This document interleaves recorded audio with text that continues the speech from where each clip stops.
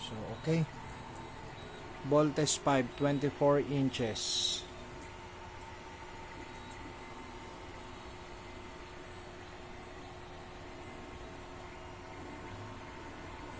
Sword 3D print. Okay sir, so ito na yung voltage 5 mo sir. Alright, so itong kamay niya pwede siyang palitan.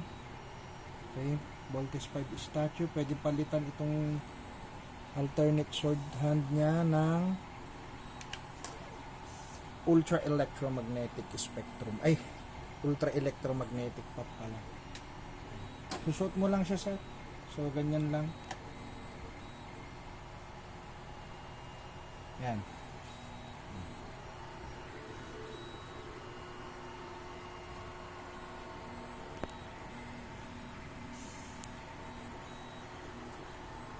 Alright.